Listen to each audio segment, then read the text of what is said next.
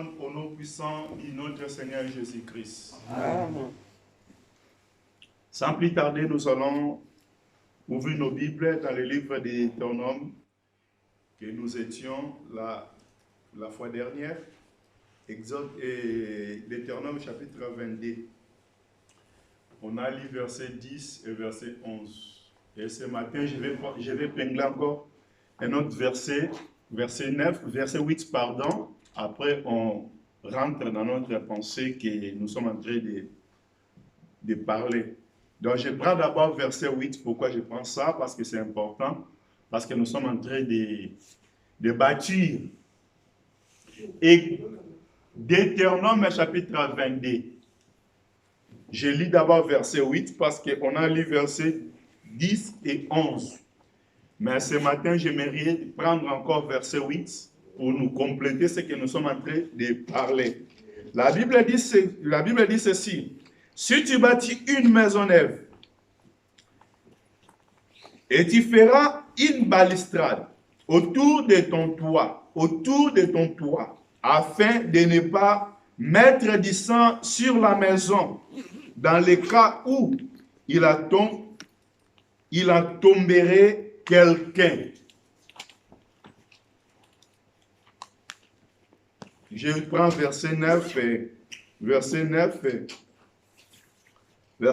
la Bible dit, tu ne sèmeras point dans ta vigne diverses semences, de peur que tu ne jouisses ni des produits de ce que tu auras sémé, ni des produits de la vigne.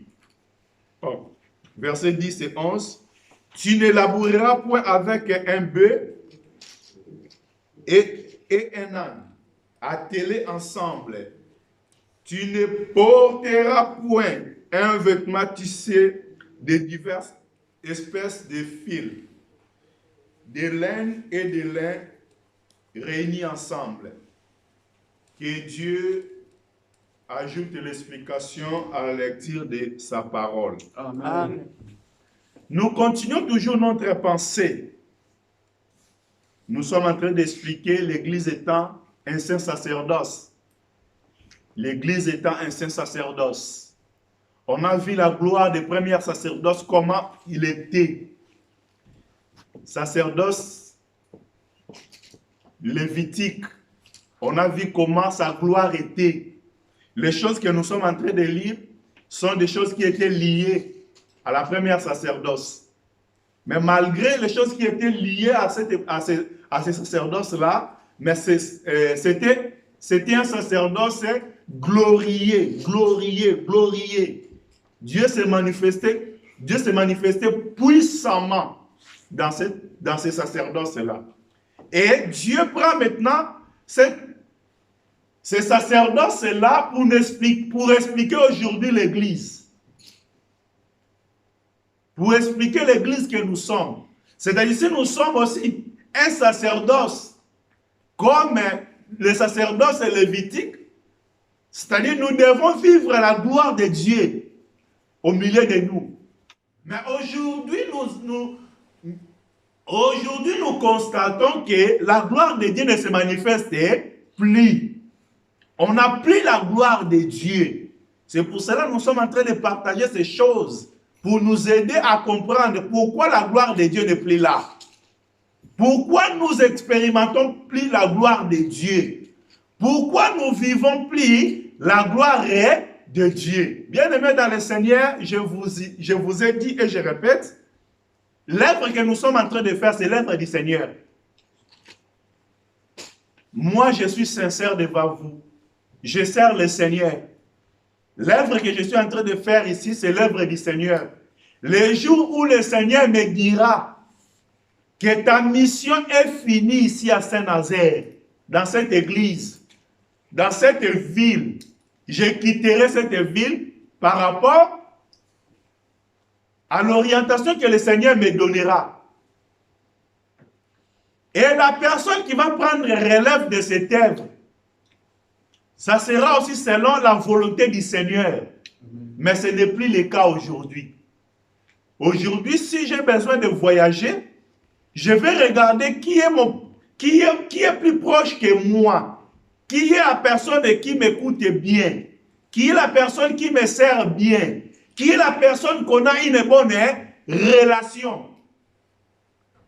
C'est-à-dire, nous privilégions aujourd'hui nos relations par rapport à la relation de l'homme avec Dieu. Parce que l'œuvre de Dieu, l'œuvre que nous sommes en train de faire, c'est l'œuvre de Dieu.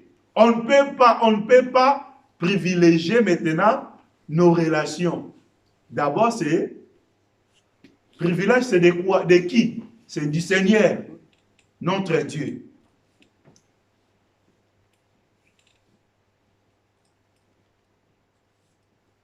Il y a trop de choses qu'on a expliquées dimanche dernier. On a commencé à expliquer verset 11 où on a commencé à dire que la Bible nous dit de ne pas atteler ensemble un âne et un bœuf dans un même champ. On a expliqué les champs. On a expliqué aussi les serviteurs. Mais j'aimerais qu'on ajoute encore quelques versets qui nous montrent qu'un bœuf, c'est un serviteur. Parce qu'on a parlé ça. Et nous allons prendre 1 Corinthiens chapitre 9. 1 Corinthiens chapitre 9. C'est là où la Bible nous parle de bœuf. 1 Corinthiens chapitre 9, je prends verset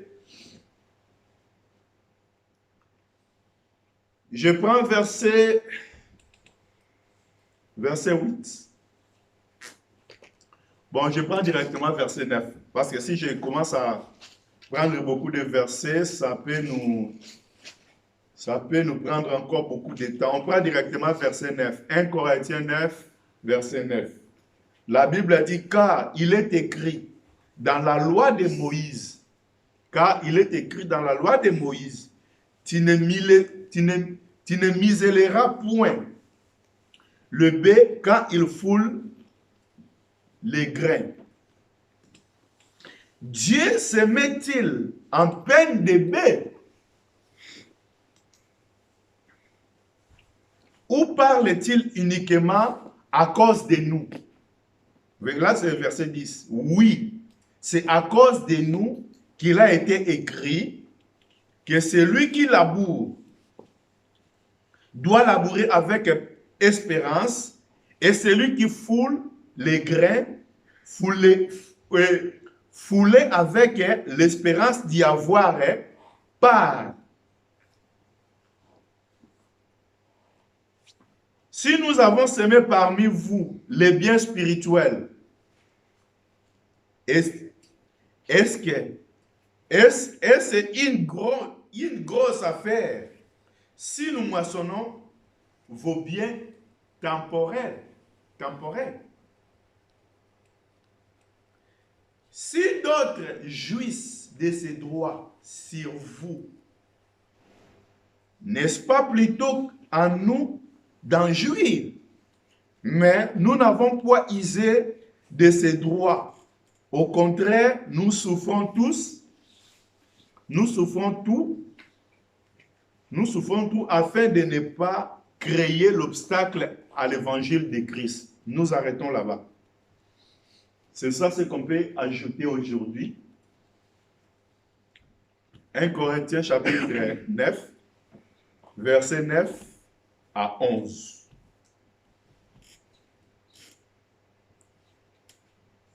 C'est-à-dire, si nous regardons bien le verset 9, la Bible nous parle de la loi de Moïse. De la loi de Moïse, c'est quoi? Deutéronome où on vient de lire, la Bible dit quoi? Tu ne peux pas atteler ensemble un bœuf et un âne. Tu peux pas le mettre ensemble pour qu'il puisse labourer les champs. Ils ne peuvent pas travailler ensemble. Et maintenant, notre bien-aimé Paul, il vient nous dire que dans la loi de Moïse encore, c'est écrit, quand un bœuf, il est en train de faire quoi? Il est en train de fouler les grains. Ok? car il est écrit dans la loi de Moïse, tu ne miseras point le bœuf quand il foule les grains. Ok? Quand il est en train de fouler quand il est en train de fouler les grains. Et il demande une question. Oh bon, ou bien il a dit, Dieu s'aimait-il à peine des bœufs? Dieu s'aimait-il à peine de... C'est-à-dire, quand Dieu a parlé de ce verset-là, il a demandé, il y a un point d'interrogation là-bas. Hein? Vous voyez? Ouais. C'est-à-dire, Dieu s'occupe-t-il des bœufs? C'est-à-dire, quand Dieu parlait ça, est-ce que Dieu parlait la pensée de Dieu, ça était que pour parler des bœufs? C'est ça la question. Ok? Verset suivant béni, qu'est-ce que la Bible a dit? Ou parle-t-il entièrement pour nous? Tu vois, il compare maintenant le bœuf avec les serviteurs. Comme lui, Paul, comme Pierre, comme tous les serviteurs là. Donc, tous ces serviteurs sont des bœufs. On est d'accord? Donc, tous les serviteurs sont des bœufs. Car c'est pour nous que cela était écrit. Ce n'est pas pour le bœuf, mais c'est pour les serviteurs des hommes que tout cela était écrit. Que c'est lui, hein, est écrit, oui.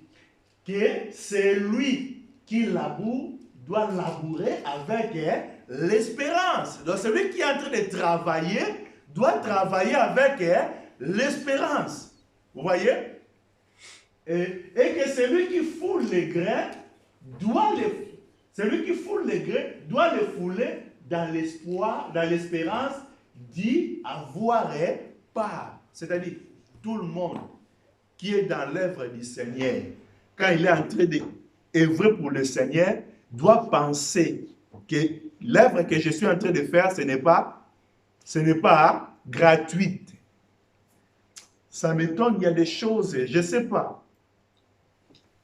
Aujourd'hui, si tu demandes un service à un homme, même un serviteur de Dieu, un service lié pour l'œuvre du Seigneur, quand il est en train de faire ça, il va dire que non, je fais ça gratuit.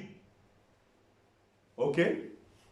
Les choses que je suis en train de parler sont des choses que je suis en train d'expérimenter, de vivre. Je ne viens pas ici pour compter des choses que je ne connais pas, des choses que je ne maîtrise pas.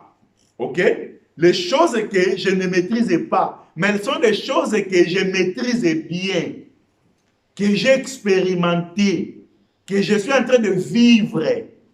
Tu demandes un service à un homme pour l'œuvre du Seigneur, pas pour toi, pas pour ta vie personnelle. Ok? Après avoir fait ce travail-là, il a dit que non, j'ai fait ce travail-là gratuitement. J'ai fait ça gratuitement, je n'ai rien demandé. Tout le travail que l'homme fait pour Dieu, ce n'est pas gratuit. Est-ce que vous me comprenez bien? Amen. Tous les services que tu fais pour Dieu, ce n'est pas gratuit. Je vais insister là-bas. Je vais très insister là-bas. Tous les services que l'homme peut faire pour Dieu, ce n'est pas gratuit. Je vais donner la réponse par rapport à ça. Hébreux chapitre 6, verset, je pense, je vais prendre le verset 10. Hébreux 6. Hébreux chapitre 6. On va retourner là-bas. Hébreux chapitre 6, je vais prendre le verset 10. La Bible a dit, car Dieu n'est pas injuste. Ok? La Bible a dit, car Dieu n'est pas injuste pour oublier votre travail. Vous voyez? Dieu n'est pas injuste pour oublier votre travail et l'amour que vous avez montré pour son nom. Ok? Et il a rendu et rendra encore le service aux saints. David a dit, j'étais jeune et j'ai vieilli. Je n'ai jamais vu un juste abandonner. Abandonner à qui? À Dieu. Ok? Or, quelqu'un qui peut faire travail pour Dieu, c'est injuste. Quelqu'un qui peut faire travail pour Dieu, c'est injuste. David dit, j'étais jeune et j'ai vieilli, je n'ai jamais vu injuste, abandonné. C'est-à-dire quelqu'un qui est dans le service de Dieu, être abandonné. Les hommes peuvent abandonner, mais Dieu n'abandonne jamais. Est-ce que vous me comprenez bien? Amen. Ne faut pas dire que non, c'est un petit travail là. Bon, tout le travail que nous faisons pour Dieu, ce n'est pas un petit travail. Amen. Fais ça avec la joie, fais ça avec la volonté. Parce qu'après avoir fait ce travail-là, tu as une récompense devant Dieu. Aujourd'hui, je ne sais pas. Les gens disent des choses parce que leur vision, leur regard est limité dans des choses physiques. Est-ce que vous me comprenez bien? Quelqu'un peut dire que non, j'ai fait ce travail-là gratuit parce qu'il a vu que ses yeux n'ont pas vu la récompense. Ok? Pourquoi? La récompense de qui? De la personne qui l'a confié le travail. Donc, comme c'est moi qui a demandé un travail, et lui maintenant, il attend maintenant que moi je le paye. Je lui donne quelque chose. C'est ça sa rémunération que lui, il est en train de chercher. Pourquoi? Parce que sa vision est limitée. Elle est limitée à des choses physiques, des choses qu'on se voit. Or, la Bible dit la foi c'est faire une assurance des choses qu'on espère. Et une démonstration qu'on se voit pas. C'est-à-dire, ce que Dieu attend de nous, que notre façon de voir des choses dépasse limite de nos yeux physiques. Est-ce que vous m'entendez bien? Amen. C'est ça le principe de la grandeur. Nous ne serons jamais grands. Nous ne serons jamais grands si nous restons seulement à voir des choses comme les hommes. Nous ne serons jamais grands si nous resterons à voir Dieu comme un homme. Mais nous devons avoir maintenant la vision de Dieu. Comment Dieu voit des choses. Non, comment les hommes voient des choses. Donc, je ne peux pas arrêter seulement d'attendre ou de regarder ce que l'homme peut me donner. Mais il faut que je dépasse.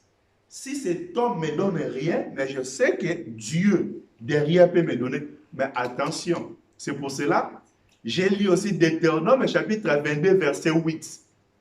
Parce que là, où je vais mettre un balustrade. Vous savez, balustrade, c'est quoi? Béni, tu as la connexion. Est-ce que tu peux nous chercher dans les recherches là, les mots balustrade? Non, là, dans ton ordi là. Va à Google là, et tu mets balustrade, tu verras. La définition, la vraie définition, ça sera mieux qu'on puisse regarder là-bas. Écoutez, Deutéronome chapitre 22, verset 8. Qu'est-ce que la Bible a dit? Là, il faut qu'on mette une balustrade. La Bible a dit, si tu bâtis une maison neuve, tu feras une balustrade autour de ton toit. Ok? Autour de ton toit. Balustrade, c'est la protection. Ce sont des protections. Oui. Ah, c'est quoi? C'est une rampe. C'est une rampe. Balustrade, c'est une rampe. Les rampes qu'on met pour protéger les gens. Ça dit quand tu fais les toits, aujourd'hui on peut dire ça sont des échafaudages, hein, comme des échafaudages qu'on met avec des protections. Quelqu'un peut s'incliner, mais il ne va pas se tomber Il ne va pas tomber. OK? Dieu a dit maintenant, quand tu es en train de construire ta maison neuve là, il faut mettre des balustrades, des protections. Parce que si quelqu'un tombe, que ta maison et soit pas une maison de sang, c'est-à-dire que les gens ne meurent pas dans ta maison. OK? Il a dit, et afin de ne pas mettre du sang sur ta maison, afin de ne pas mettre le sang sur ta maison. Mettre le sang sur ta maison, c'est quoi? Les innocents qui seront morts dans ta maison. Tu es en train de mettre le sang dans ta maison. Aujourd'hui, dans l'œuvre du Seigneur, il y a beaucoup de gens qui sont morts dans l'œuvre du Seigneur. Pourquoi? Parce que la maison où elle a, et la maison où la personne a entré, il n'y avait pas les balustrades. Balustrades sont des protections. Ça dit, là, je suis en train de dire quoi? J'ai besoin d'expliquer que quand je donne un travail à quelqu'un, cette personne-là, si le travail de Dieu, cette personne-là, Dieu va rémunérer cet homme-là. OK? Mais je ne peux pas arrêter seulement là-bas. Moi-même aussi, que je donne travail à quelqu'un, il faut que je pense aussi de lui. Parce qu'il a un ventre. Parce qu'aujourd'hui, il y a beaucoup de pasteurs qui sont arrêtés seulement, Dieu va te bénir, Dieu va te donner. OK? J'ai besoin de mettre une balustrade là-bas. De dire que dans l'œuvre du Seigneur, si Dieu me bénit dans l'œuvre du Seigneur, je vais penser aussi à des hommes qui collaborent avec moi. OK? Dieu me donne de l'argent. Il faut que je pense aussi à quelqu'un qui est au travail avec moi. Mais ce n'est pas le cas aujourd'hui. Tu rentres dans une église, tu verras que le pasteur, il a une vie plus meilleure, parfois 10, 30 fois que ses collaborateurs. Est-ce que vous me comprenez bien? Amen. Pasteur, parfois, il a des jeeps, 3, 4 jeeps. Mais les collaborateurs qui est à côté de lui, qui travaillent avec lui, il est piéton. Il est aussi locataire. Mais pasteur, il a des parcelles. Quand il a commencé l'œuvre du Seigneur, il n'avait pas de parcelles. OK? Toutes les parcelles-là, il a acheté ça dans l'œuvre du Seigneur. Dieu, il est en train de bénir cet homme. Mais sa vie, toutes les bénédictions, ça reste que pour lui, pas pour les autres. Est-ce que vous me comprenez bien? Amen. C'était différent avec la vie de Salomon. La vie de Salomon, la Bible dit, la reine de Séba, quand il est venu chez Salomon, avant d'écouter Salomon, d'abord, il a observé la vie des collaborateurs, des gens qui travaillent avec Salomon, les serviteurs de Salomon d'abord. Est-ce que vous me comprenez bien? Amen. Il a commencé à regarder d'abord la vie des serviteurs qui est au service avec Salomon. Il a commencé à observer la table, comment ils mangent. Il a commencé à observer leur vie d'abord. Est-ce qu'aujourd'hui c'est pareil? Je vais monter, quand je vais prendre ces Salomon-là comme Jésus. Mais ici, je prends Salomon comme le conducteur que Dieu a établi dans une assemblée. OK? Je prends Salomon comme un serviteur que Dieu a élevé dans une assemblée. Et ce serviteur-là, sa vie doit correspondre aussi avec les collaborateurs qui sont avec lui. Au moins que les collaborateurs sont des négligents. Les conducteurs partagent avec eux, mais les collaborateurs sont les gourmands. Ils n'ont pas de gestion. Là, c'est bien. Là, c'est l'autre chose. Mais si toi, tu as 4-5 voitures, j'ai regardé, il y a des hommes aussi, ils prennent quand même l'audace de présenter toutes les véhicules, de voitures qui... Dans les médias aussi, j'ai regardé dans mon pays, il y a des pasteurs, il expose toutes ces voitures qu'il a. Tu regardes là, ça peut coûter dans les 120 000 euros. L'autre là, ça peut coûter dans les 80 000 euros. L'autre là, ça peut coûter dans les 30 000 euros. L'autre là, mais tous ces voitures à toi, tes collaborateurs, même les catch qu'on parle dans notre pays, les catch, les collaborateurs n'ont pas même les catch. Les voitures là qu'on appelle catch, qui viennent de Dubaï. Les collaborateurs, ils n'ont pas ça. Pourquoi? Parce que le pasteur l'a dit, non, c'est le Seigneur qui va te bénir. Ah, c'est Dieu qui va descendre maintenant pour venir donner aussi la rémunération à les collaborateurs qui sont avec toi. Il faut Dieu descendre. Il faut Dieu descendre. Vous voyez?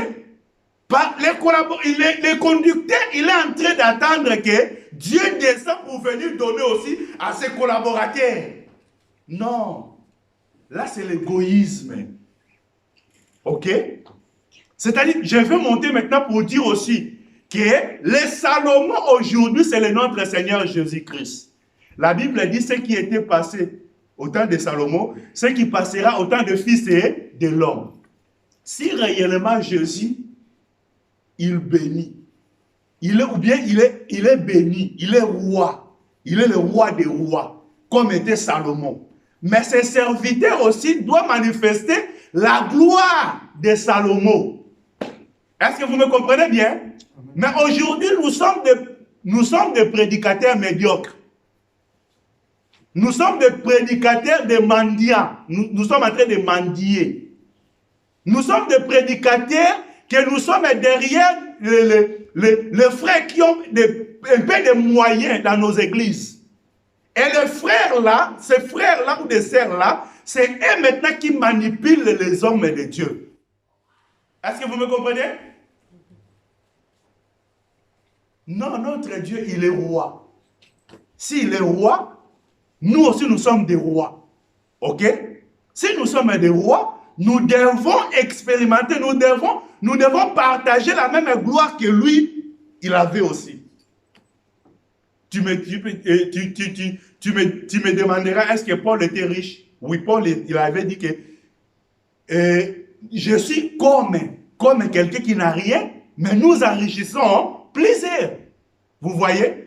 Paul, il était comme l'homme qui n'a rien, mais en lui, il avait toute la richesse. Mais si moi, aujourd'hui, j'ai toute la richesse, mais pourquoi je vais commencer à courir derrière un frère qui a des moyens? Comment je peux aller seulement pour obéir à toutes les injections que frère ou le sœur qui a des moyens va me donner?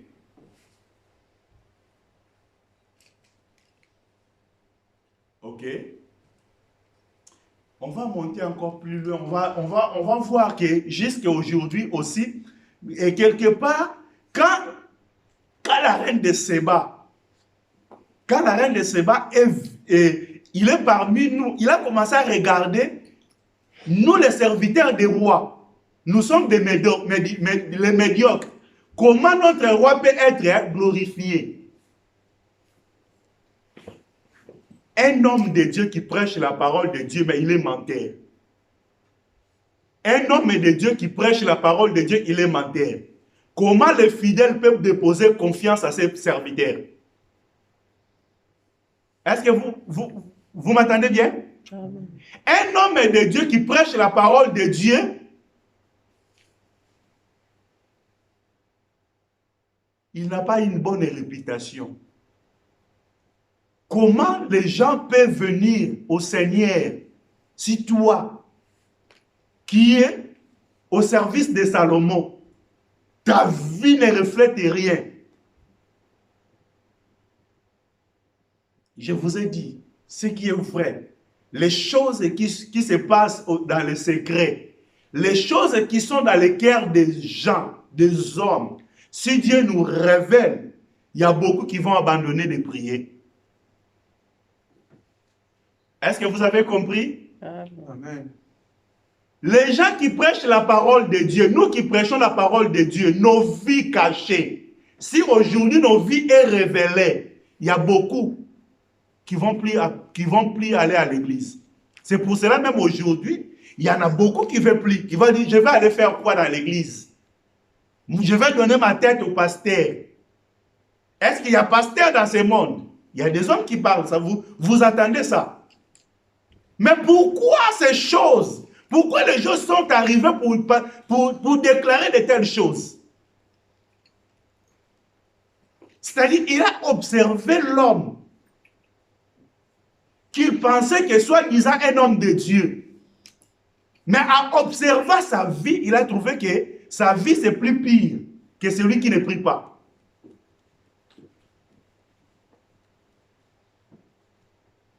Vous voyez les choses? Sa vie c'est plus dangereux. Il est plus dangereux. Les gens qui sont dans les prisons sont des gens, il fallait qu'ils soient dehors. Mais toi là qui prêches la parole de Dieu, c'est toi qui mérites d'être là dans les prisons. Je ne sais pas si vous me comprenez bien. Parce que oui, dans la vie, Dieu nous a créés, nous sommes des hommes, on a des manquements. Mais il y a des manquements qui se trouvent dans les hommes de Dieu, ça dépasse les manquements des païens. Les païens aussi ont des manquements. Mais les choses qui se manifestent dans la vie des païens, c'est plus facile que les choses qui se manifestent dans les manquements des hommes et de Dieu.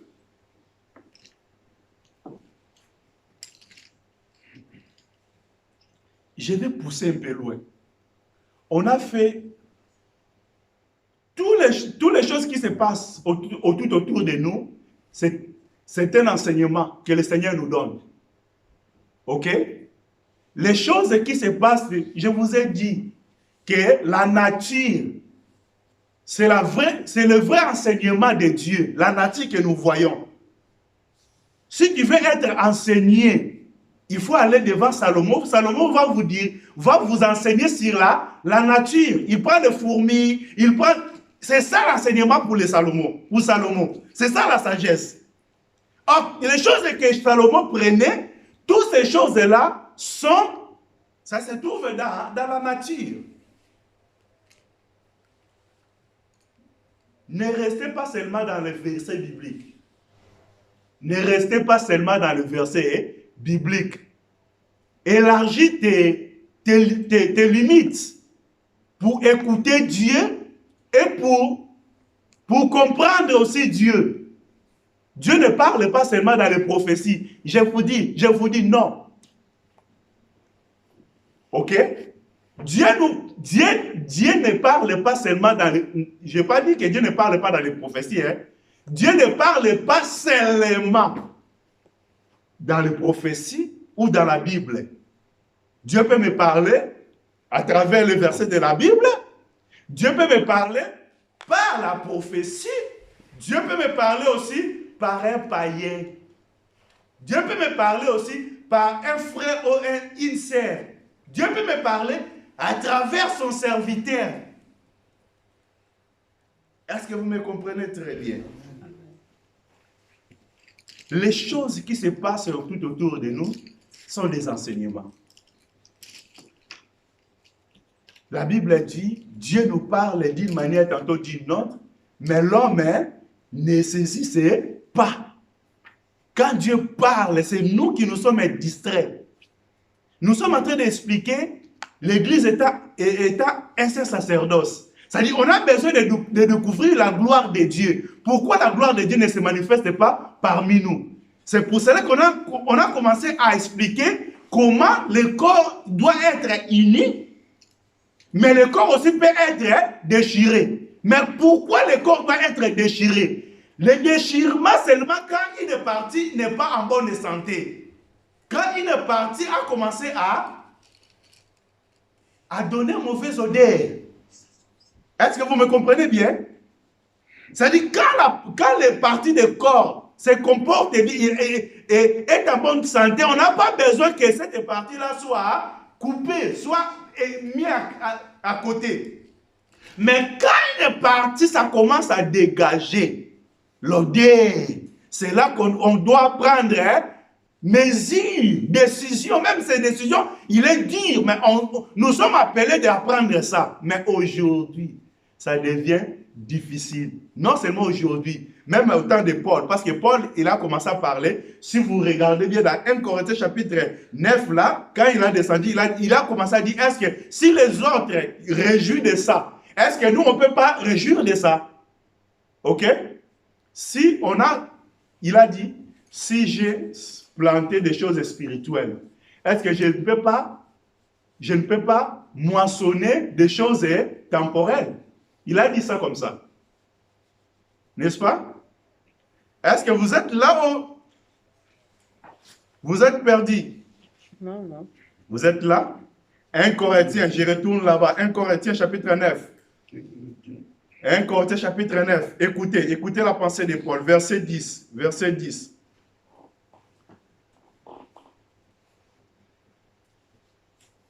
Verset 10. Non, verset 11. Si nous avons semé parmi vous les biens spirituels, est-ce que c'est une grosse affaire? Est-ce que c'est une grosse affaire si nous moissonnons vos biens temporels? Ok? Verset 11, Béni. Et verset 12. Si d'autres jouissent de ces droits sur vous, ok? Donc là, Paul, il voulait nous expliquer, il y avait des groupes. Il y a un groupe qui réjouissait des biens temporels du peuple. Il y a un autre groupe qui ne réjouissait pas de ces biens temporels. Est-ce que vous avez vu ça? Est-ce que vous avez vu ça? Parce que là, il a dit, si d'autres ont part à ces droits sur vous, ne l'avons-nous pas bien plus? Mais nous n'avons pas usé de ces droits. Mais nous supportons tout afin de ne pas mettre aucun obstacle à l'évangile. C'est-à-dire, il y a des pratiques parmi nous qui peuvent susciter l'obstacle pour l'évangile de Christ. Est-ce que ce matin, il y a quelqu'un qui me comprend bien? Amen. Seulement par rapport à quoi? Par rapport à des partages de biens, par rapport à l'usage des biens que Dieu nous a donnés. Paul, il parle qu'il y a d'autres qui bénéficient, qui sont en train de réjouir de ces droits-là. Il y a les autres qui sont en train de toucher ces droits-là. Mais si les autres, ils ont en train de toucher, mais nous, on n'a pas touché. Ok? Il fait part des dés. Mais nous, on n'a pas touché. Malgré qu'on n'a pas touché, mais on n'a pas aussi lâché de servir le Seigneur. C'est-à-dire, nous sommes en train de supporter quand même. Ok? Malgré nos droits ne sont pas là, mais nous sommes là au service. Ok? Pourquoi nous sommes toujours au service? Parce que si nous voulons réclamer un peu nos droits là, ça peut susciter aussi quoi? Ça peut susciter quoi? Parce que, c'est ça. C'est que Paul est en train d'éviter, il veut pas que l'évangile de Dieu soit l'occasion de... C'est-à-dire, non. C'est-à-dire, ces droits-là qui en a besoin, que soit l'obstacle pour l'évangile. Mais nous, les serviteurs d'aujourd'hui, ce n'est plus ça. Nous regardons plus que dans ce que je suis en train de faire là, si je fais ça, ça peut être l'obstacle pour l'évangile. Ma fou.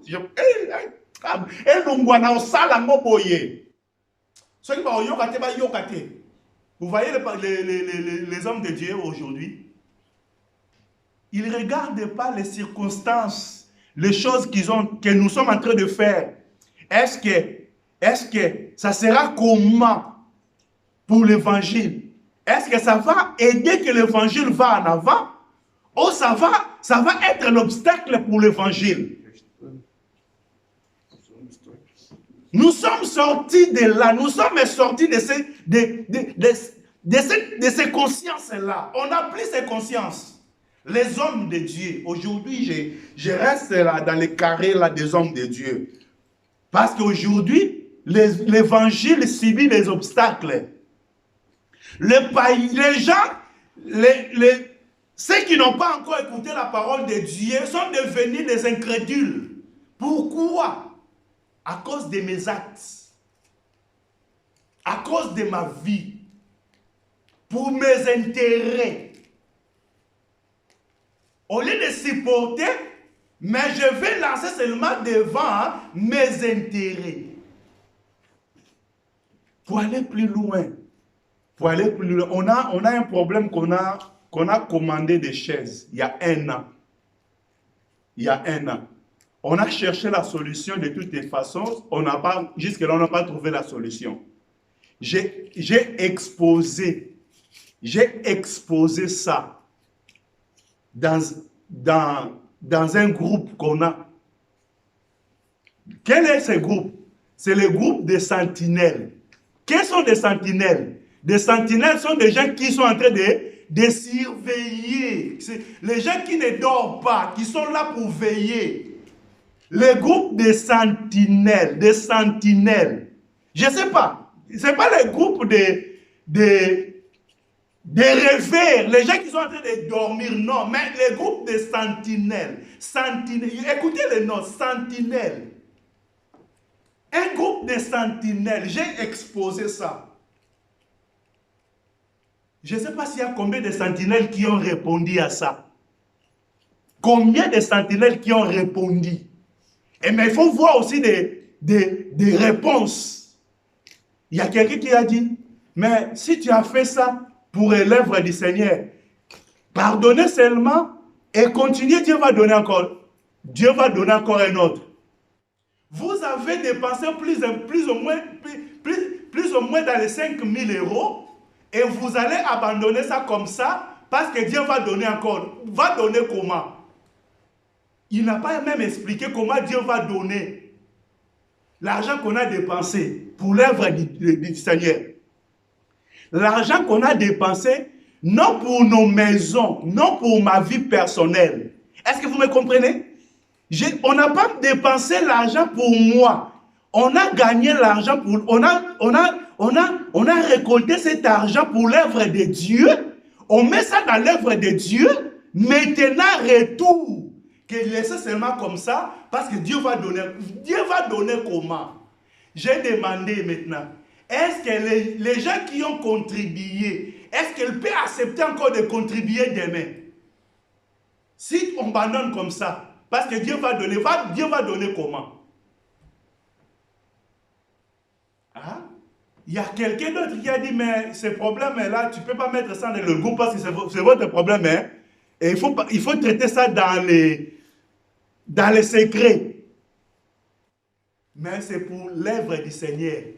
Les chaises pour l'assemblée des saints. Les chaises c'est pour l'assemblée des saints. C'est-à-dire nous combattons pour l'assemblée des saints. Nous faisons l'œuvre pour l'assemblée des saints. Mais regardez le raisonnement des sentinelles. Pour comprendre quel est le niveau qu'on a aujourd'hui. Quel est le niveau qu'on a aujourd'hui dans l'œuvre du Seigneur? Notre vision, il est comment par rapport à l'œuvre du Seigneur? Aujourd'hui, nous sommes limités par rapport à nos églises locales. Quand je fais quelque chose pour l'œuvre et pour l'assemblée locale, je trouve que c'est l'intérêt là, ça reste que là-bas. Mais nous ne visons pas que le nom là qui est devant là, ce n'est pas le nom d'une assemblée locale. C'est le nom du corps de Christ, pour corps de Christ. Parce que tous ceux qui ont répondu là, si c'était lié, il avait contribué à cette somme-là, il ne devait pas répondre comme ça. Est-ce que vous me comprenez? Parce qu'il va sentir les douleurs là. Ok. Est-ce qu'on peut monter encore quelques degrés? Amen. On a un grand problème aujourd'hui parce que même dans l'œuvre du Seigneur aujourd'hui, on a maintenant problème de deux poids et deux mesures.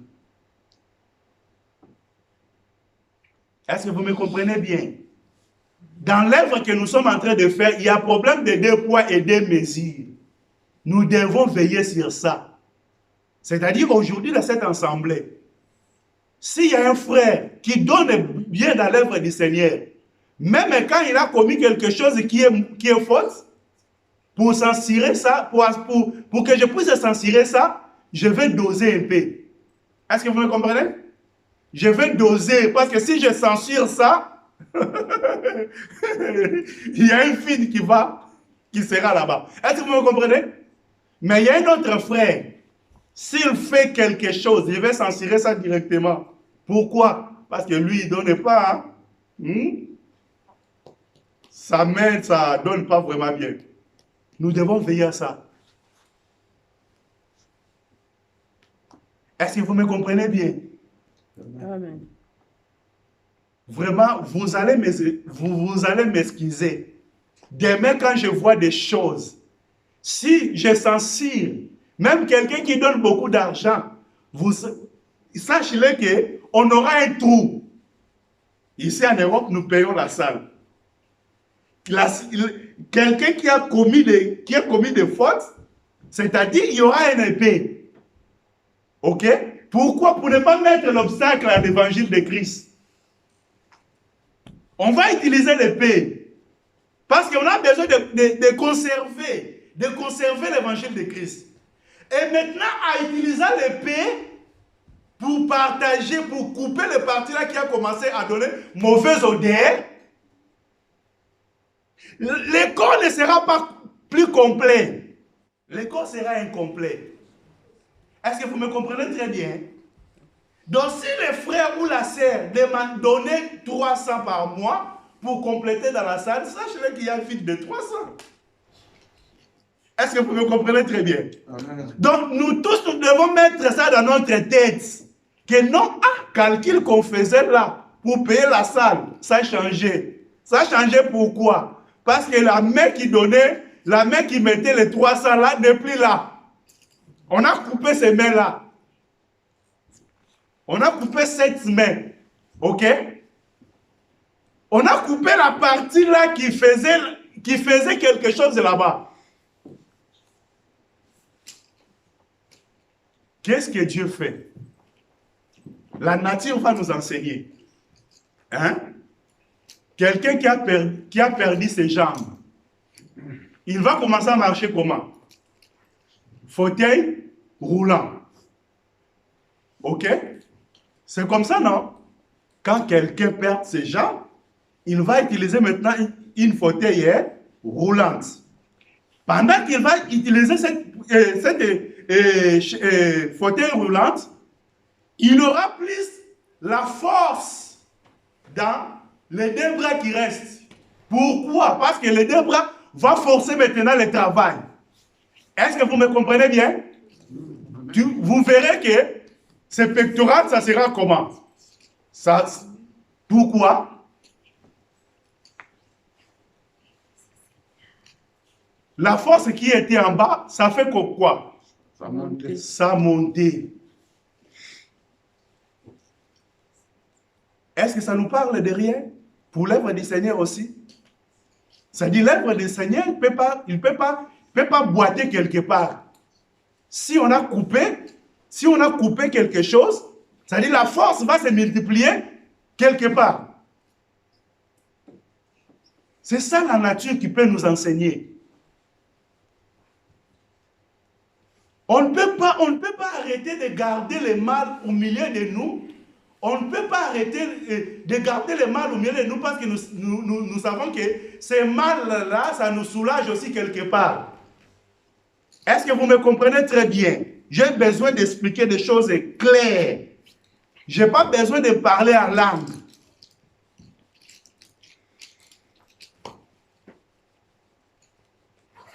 C'est-à-dire, je n'ai pas besoin d'utiliser des poids et des mesures.